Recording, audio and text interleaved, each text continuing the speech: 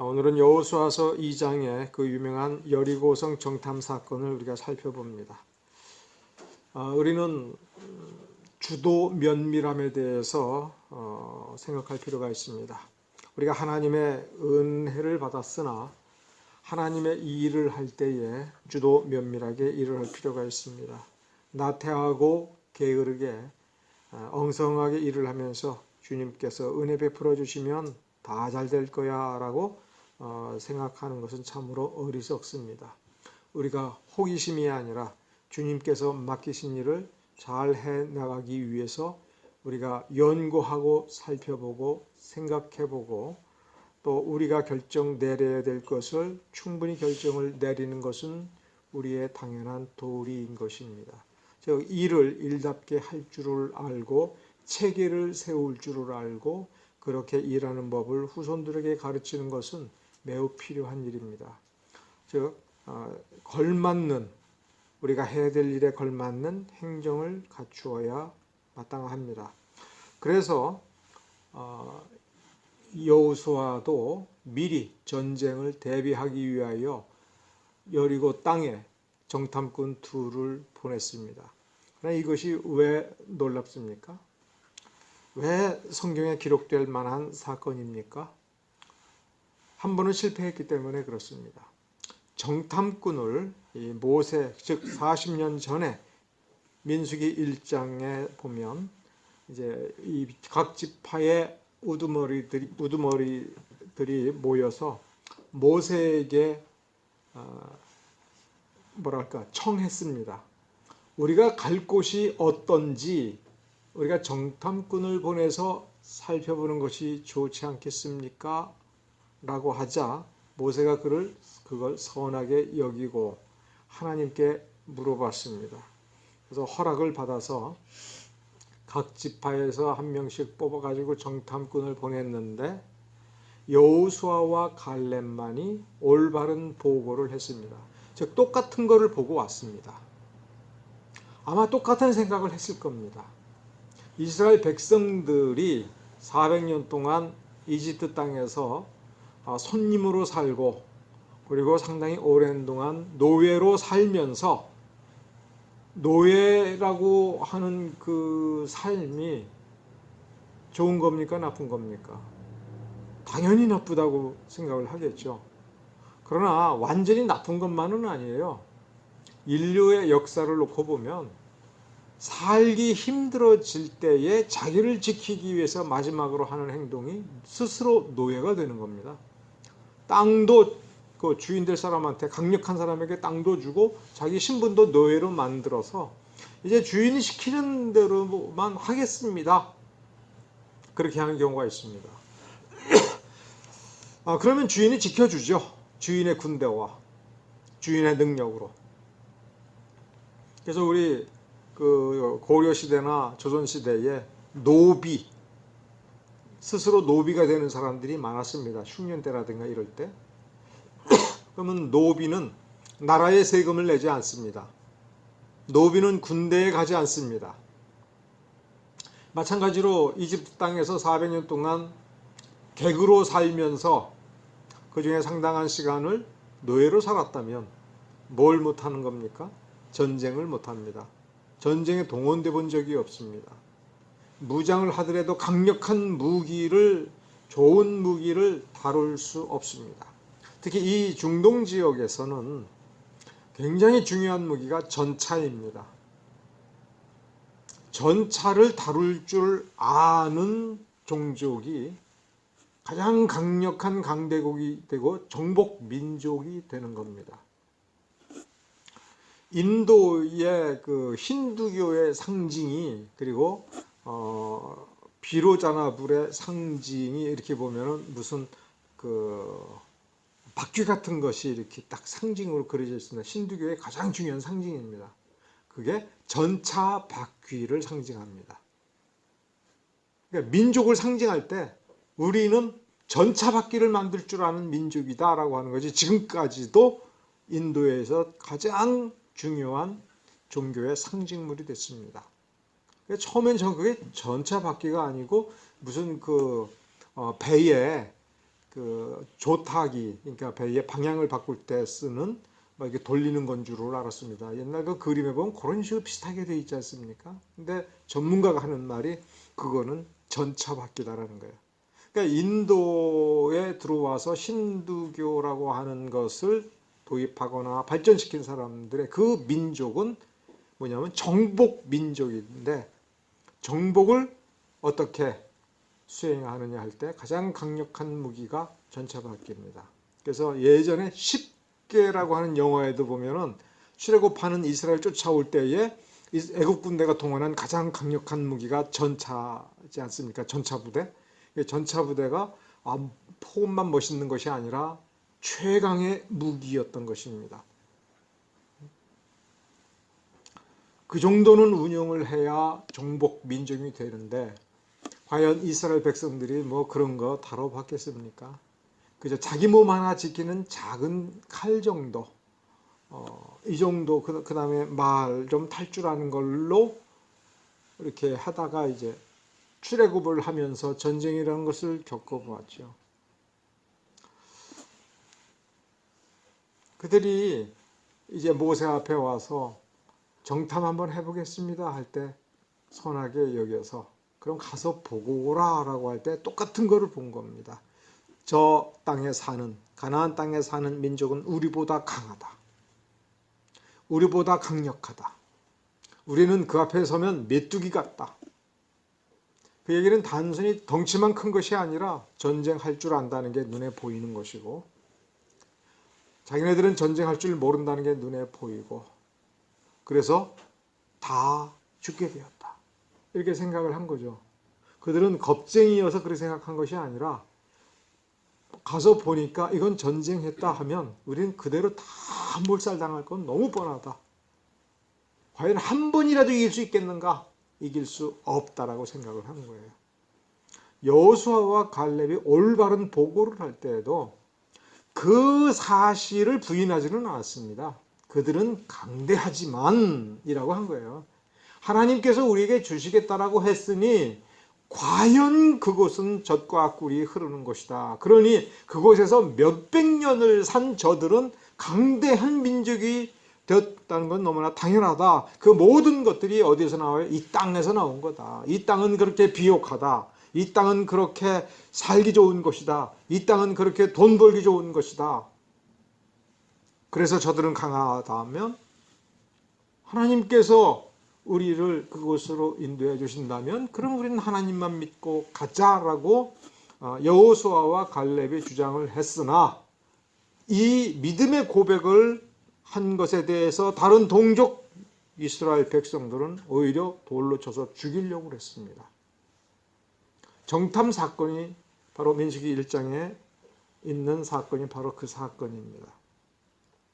자, 그럼 40년이 지나서 다시 여호수아와 갈렙이 새로운 세대들을 이끌고 이제 가나안 땅 문턱에 와서 다시 한번 정탐꾼을 보낼 이유가 있겠습니까?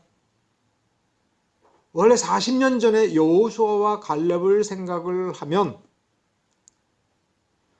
나 40년 전에 보고 왔어. 그리고 하나님께서는 이제 가라고 하셨어.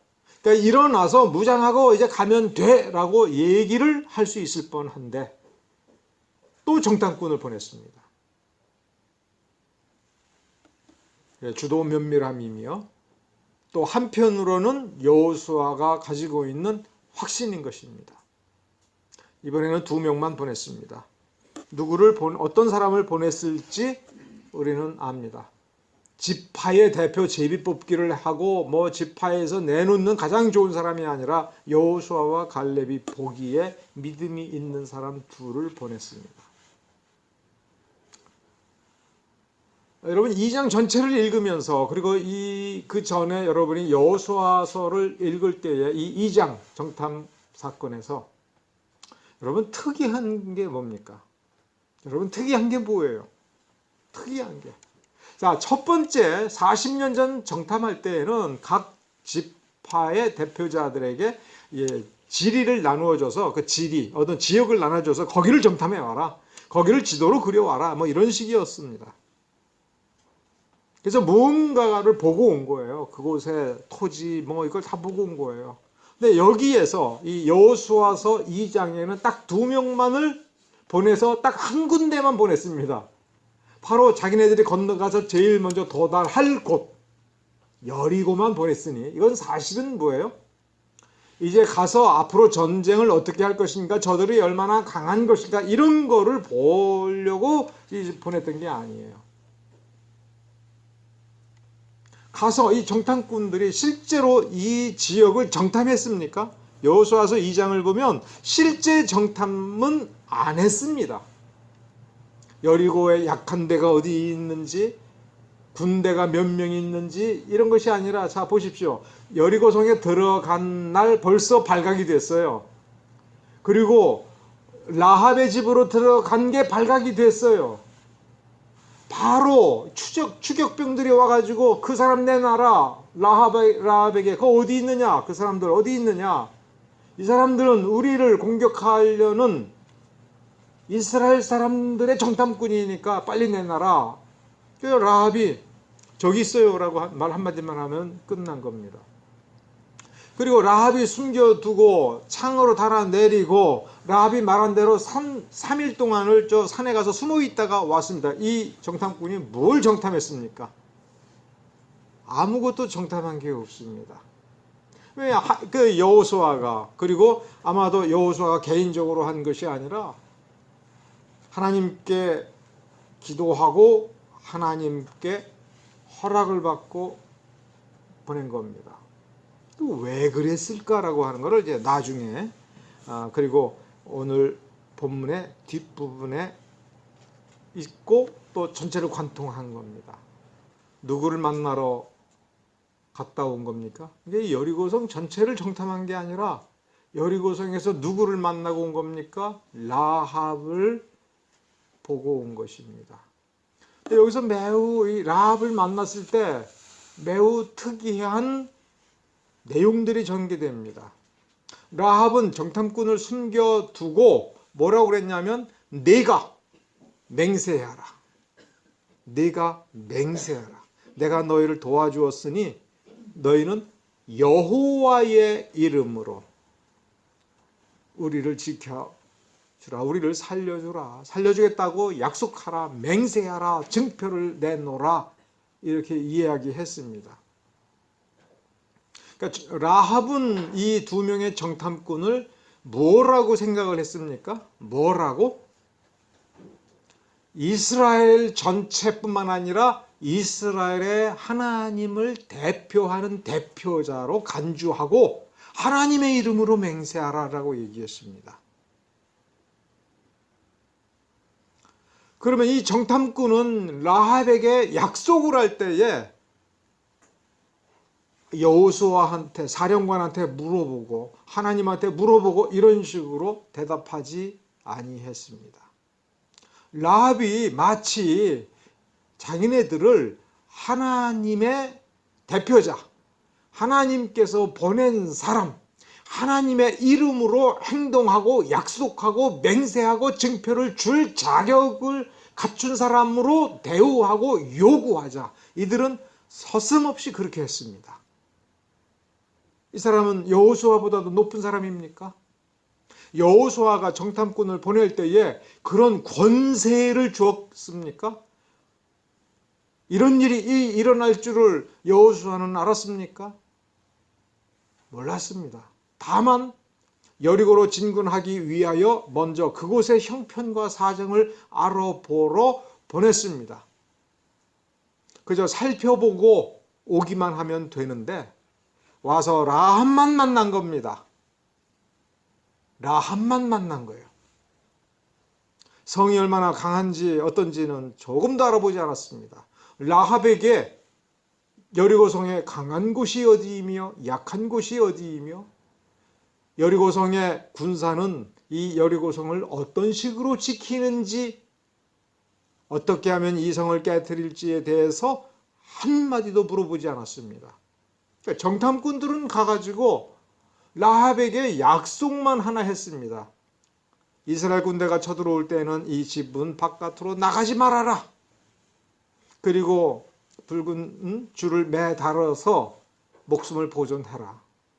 그러면 우리가 와서 이 집 안에 있는 사람들, 너가 이 집에 불러들인 사람만큼은 살려주겠다라고 약속을 했습니다. 누구 이름으로? 하나님의 이름으로, 이스라엘의 이름으로 서슴없이 그렇게 했는데 그거밖에 한 것이 없습니다. 그러므로 사실 여호수아서 2장에 대해서 여리고에 정탐꾼을 보냈다라고 하는 것은, 정탐꾼이라고 하는 단어가 2장 1절에 있어서 그러하지만 실제 내용은 여호수아가 두 사람의 사자를 먼저 보내어 라합을 만나게 했다. 그 이외에는 아무것도 없다 이거예요. 라합이 스스로 말합니다.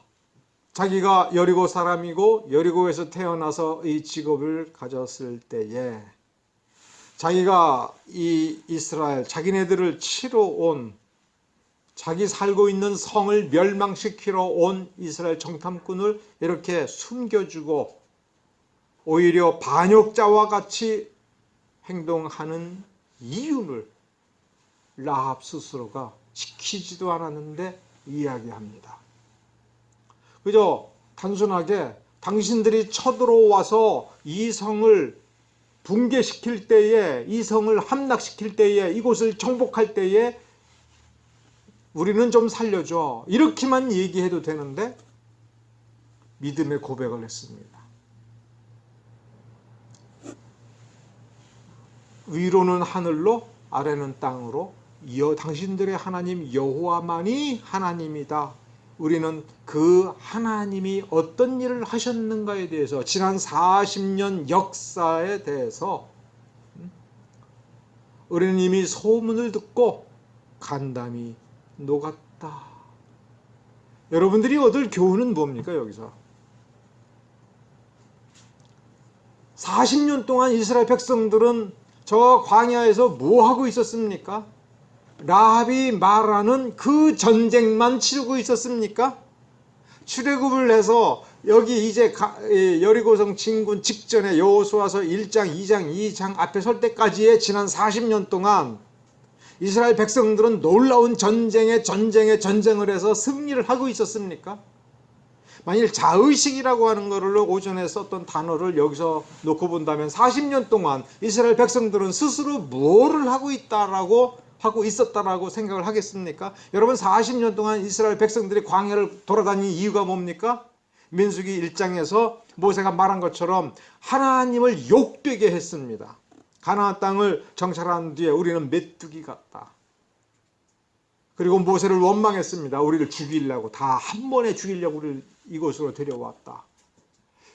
그러면서 여호수아와 갈렙이 가자라고 했을 때 이런 나쁜 놈 하면서 돌로 쳐 죽이려고 했습니다. 그래서 벌을 받은 것이 뭐예요? 40년 동안 그 정탐꾼을 대표자로 내보낸 그 세대가 다 죽는 세월을 보냈습니다. 그러니까 이 이스라엘 민족의 자의식 속에서는 뭐가 각인되어 있습니까? 죄를 지어서 우리 아버지가 죽었고 우리 할아버지가 죽었고 죄를 지어서 다 죽고 그 죄를 지을 때 미성년자였던, 그리고 광야에서 태어난 우리만 남았다. 지난 40년은 벌 받는 기간이었습니다.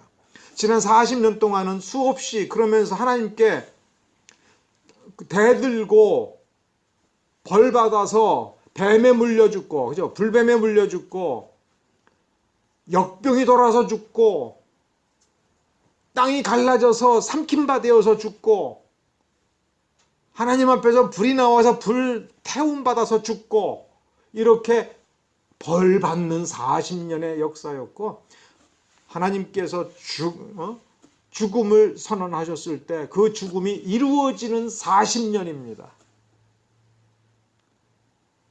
그런데 저 바깥의 이방인들은 이 이스라엘을 바라보면서 하나님의 손에 맞아 죽어가고 병들어 죽어가고 하는 그 모습이 아니라 하나님이 얼마나 위대한가, 하나님께서 이 민족을 얼마나 놀랍게 지키시면서 그 앞을 이끌어가고 세상에 있는 어떤 강력한 군대라 하더라도 이 이스라엘 앞에서는 꼬꾸라질 수밖에 없는 그 놀라운 역사를 본 겁니다. 그래서 우리가 이 땅을 살아갈 때에 나만 바라보면, 나의 실수만 바라보면 괴로울 수밖에 없어요. 그것이 우리의 자아의 전부가 아니며 우리의 존재의 전부가 아니라고 하는 게 여기 여호수아서 2장에서 얘기하는 거예요. 나는 지금까지 살면서 정말 하나님한테 매맞은 것밖에 기억이 없어. 나는 지금까지 살면서 주여 주여 했는데 이상하게 하나님은 나를 평탄한 길로 안 데려가고 항상 고난의 길로, 실패하는 길로, 눈물 나는 길로, 괴로운 길로, 좁은 문으로, 험한 산으로만 나를 데려가신 것 같더라고 하더라도 그게 다가 아니라는 거예요. 내가 느끼는 나의 모습이 다가 아닌 거예요. 저 악마가, 사탄이 세상적 원리를 가진 저쪽에서 나를 바라볼 때에 나의 참모습은 오히려 하나님의 권능일 수 있다는 것입니다. 라합이 그걸 고백한 거예요. 상천하지에 여호와만이 너희들의 하나님이 참된 하나님이니, 자, 참된 하나님이니 네가 너희의 그 정탐꾼 너희 둘이 나를 책임져다오, 나를 살렸다오, 증표를 다오. 그렇게까지 고백을 한 겁니다. 정탐꾼이 이 여리고 땅에 무엇을 정탐하러 왔습니까? 물리적인 조건, 성벽의 강고함, 수비하는 군대의 진용을 보러 온 것이 아니죠. 그건 이미 40년 전에 12명의 정탐꾼이 다 본 것이지요. 정탐꾼이 뭐를 보았습니까? 하나님께서 이곳에 먼저 와 계시다는 거예요. 이들이 말하는 이 전쟁의 소문, 이스라엘의 출애굽의 소문 언제서부터 듣고 있었습니까? 40년 전부터. 하나님은 40년 전부터 이곳에 와서 이스라엘 백성들이 이곳에 들어올 준비를 하고 계신 것입니다. 여리고 사람들은 이미 간담이 녹았다고 여리고 사람의 소식통이 스스로 고백을 합니다. 그래서 이 두 명의 정탐꾼은 더 이상 볼 곳이 없었습니다. 하나님이 먼저 오셨는데, 하나님이 먼저 오셔가지고 이들의 간담을 녹이고 전전긍긍하게 만들었는데, 그러므로 이 두 명의 정탐꾼들은 자기를 찾고 수색하는 이 여리고 군대의 추격병들이 무서운 게 아니죠. 비록 잡히면 괴롭고 또 신분이 들통나서 그들 눈앞에서 도망을 간다면 정말 위험하지요. 그러나 그래서 이렇게 숨어 있을 수밖에 없고 3일을 라합의 말대로 숨어서 있다가 갈 수밖에 없지만, 그러나 그들이 3일 동안 숨어서 있는 산속에 있으면서 그 차가운 음식을 먹고 때로는 목이 몹시 마르고 하는 그 숨어있는 3일 동안의 시간이 어떤 시간이었겠습니까? 어리석고 믿음이 없는 사람들이면 들킬까봐 조마조마하는 그런 시간이었겠죠. 그러나 참으로 믿음이 있는 사람이라면 비록 들킬까봐 조마조마하지만 그 마음 속에 무엇이 가득 차 있겠습니까? 편안함과 하나님께서 이렇게 먼저 와서 은혜를 베풀고 계시는구나, 이 은혜는 우리를 위한 은혜구나, 이 역사는 우리를 위한 역사구나라고 하는 것을 만끽해 보면서 편안히 쉬는 3일 아닙니까? 우리가 이 땅 위에 어떤 사람으로 살고 있는가를 우리는 스스로 생각해야 됩니다. 우리는 이 땅 위에 마치 이 정탐꾼처럼 살벌하게 경계병을 세우고 추격병을 보내서 우리의 뒤를 쫓는, 그래서 외적으로는 피곤하고 괴로울 수 있는 이 신세로 여기에 있으나 우리는 뭘 봐야 됩니까? 이들의 강함, 이들의 준비 철저함, 그리고 이제 벌써 우리의 존재를 눈치채고 우리를 잡으려고 추격병을 보내서 저 문 앞에까지 오고 아래층을 뒤지고 있고, 그리고 우리의 운명이라고 하는 게 이 보잘것없는 여인, 기생의 입에 의지해서 한번 생각해 보요. 기생인 밑에서 자기를 잡으러 자기네들을 추적하러 오는 여리고 군대의 앞에 서서 그들이 어디 있느냐 이렇게 얘기할 때 그 기생을 믿고서 지붕 위에 숨어 있는 그 장면을 한번 생각해 보십시오. 얼마나 조마조마하고 얼마나 위태위태하겠습니까? 이것이 우리네 이 땅을 살아가는 인생인데 무엇을 보고 무엇을 가슴에 담아야 되느냐? 하나님의 살아계심. 하나님이 살아계시다라고 하는 이 증언. 그 증언의 놀라움을 믿음으로 경험하고 그리고 이 증언의 진실됨을 가슴에 담아놓고 거기서 평안히 누릴 줄 아는 조마조마하지만 긴장되어 있으나 평강을 빼앗기지 않는 그러한 모습을 우리는 여기에서 지켜봐야 될 것입니다. 바로 이 자세, 바로 이러한 모습이 우리의 모습일 때 그 다음에 무엇이 우리에게 찾아오는 거예요? 진짜 전쟁이라고 하지만 진짜 승리가 찾아오는 것입니다. 이스라엘 백성들에게 이렇게 믿음을 주었고 우리에게도 믿음을 주었는데 우리는 저 40년 전에 실패한 정탐꾼들 그리고 그 실패한 정탐꾼들을 보낸 실패한 지파들처럼 그렇게 하고 있어서는 안 될 겁니다. 우리 날마다 이런 우리의 자의식이 병든 자의식이 아닌 온전한 자의식을 가지고 똑바로 살아가는 그런 사람이 되도록 합시다. 기도하겠습니다.